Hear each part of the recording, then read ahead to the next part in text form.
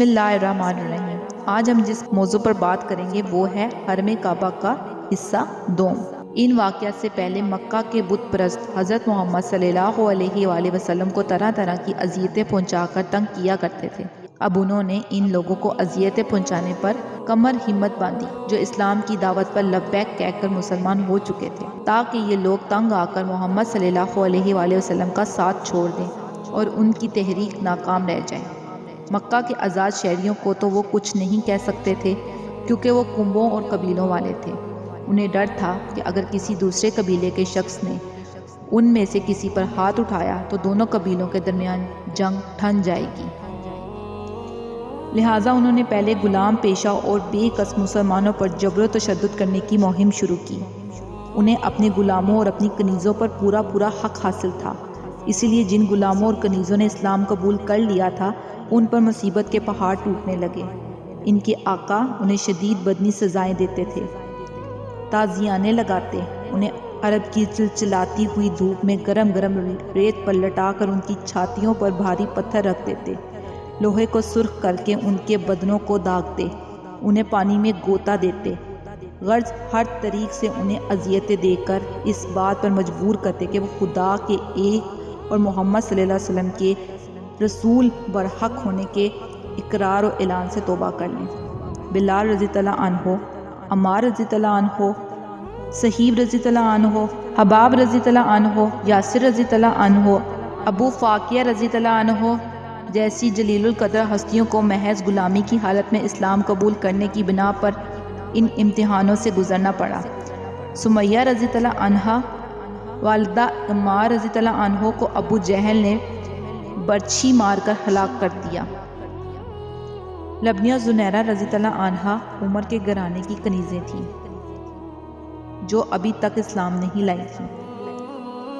عمر انہیں اس بے دردی کے ساتھ بے تحاشا مارتے تھے کہ مارتے مارتے تھک جاتے تھے۔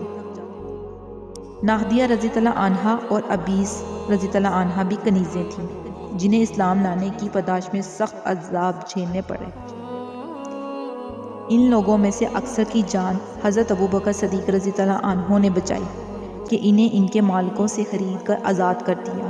غلاموں اور کنیزوں کے علاوہ ایسے لوگ بھی قریش کی ستم رنائیوں کا تخت مشق بنے رہتے تھے جو پردیسی تھے اور مکہ میں آ کر مسلمان ہو چکے تھے۔ ان کا کوئی یار و مددگار نہ تھا۔ ان کی فہرست میں ابو ذر غفاری رضی اللہ عنہ کا نام بہت نمایاں ہے، جنہیں کفار نے حرم میں مار مار کر ادموا کر دیا۔ خدا کی راہ میں ایسی اذیتیں جھیلنے والوں کی ایک تیسری فہرست تھی۔ یہ وہ قریش تھے جن کے رشتہ دار بزرگ انہیں اسلام لانے کی پاداش میں سخت سزائیں دیتے تھے۔ عثمان ابن عفان رضی اللہ عنہ کو ان کے چچا نے رسی سے باندھ کر زد و کوب کیا۔ زبیر ابن العوام رضی اللہ عنہ کو ان کے چچا نے چٹائی میں لپیٹ کر ان کی ناک میں دھواں چڑھایا۔ سعید بن زید رضی اللہ عنہ کو ان کے چہیتے بھائی عمر نے رسیوں سے باندھ دیا۔ محمد صلی اللہ علیہ وسلم کی رسالت پر ایمان لانے والوں نے یہ تمام سختیاں صبر و تحمل کے ساتھ ہندا پیشانی سے برداشت کی۔ ان میں سے کسی کے پائے استقلال میں جنبش نہ آئی۔ حضرت عیسیٰ علیہ السلام کے حواریوں نے امتحان کے پہلے ہی موقع پر ان کے ساتھی ہونے سے انکار کر دیا تھا، لیکن جن لوگوں کے قلوب محمد صلی اللہ علیہ وآلہ وسلم کی محبت کے نشے سے سرشار ہو چکے تھے، انہیں مخالفوں کا طرز سے طرز سلوک بھی اعتراف حق سے منحرف نہ کر سکا۔ قریش مکہ نے اپنے برابر کا درجہ رکھنے والے مسلمانوں پر بھی مجلسی مقاطع اور معاملات میں بدسلوکی وغیرہ کے حربوں سے عرصہ حیات تنگ کر دیا تھا۔ کافروں اور مشرکوں نے شدائد کی یہ مہم شروع کی تو خدا نے اپنے رسول مقبول صلی اللہ علیہ وآلہ وسلم پر حسب ذیل صورت نازل کر کے ان کے سامنے ایک دوسرے کے مسلک سے تعارض نہ کرنے کی پیشکش رکھی۔ سورۃ الکافرون ترجمہ۔ یا رسول اللہ صلی اللہ علیہ وآلہ وسلم، آپ ارشاد فرمائیے، اے کافرو، تم جن کی بندگی کرتے ہو میں ان کی بندگی نہیں کرتا، اور میں جس کی بندگی کرتا ہوں تم اس کی بندگی کرنے والے نہیں ہو، اور نہ میں ان کی بندگی کرنے والا ہوں جن کی تم نے بندگی کی ہے، اور نہ تم اس کی بندگی کرنے والے ہو جس کی میں بندگی کیا کرتا ہوں۔ تمہارے لیے تمہارا دین ہے، میرے لیے میرا دین ہے۔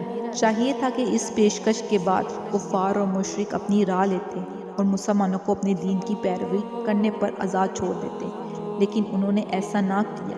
انہوں نے محمد صلی اللہ علیہ وآلہ وسلم کے دست سلاح کو، جو انہوں نے خدا کے حکم سے عدم تعارض کے اصول کی بنا پر مشرکوں کی طرف بڑھایا تھا، مسترد کر دیا اور دین اسلام کو صفحہ ہستی سے محو کرنے کے لیے اپنی کوششیں جاری رکھیں۔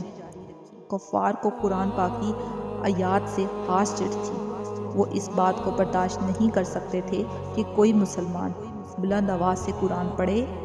جب کسی مسلمان کو قرآن پڑھتا سن پاتے تھے تو فوراً ان پر حملہ کر دیتے تھے یا وہاں سے خود ٹل جاتے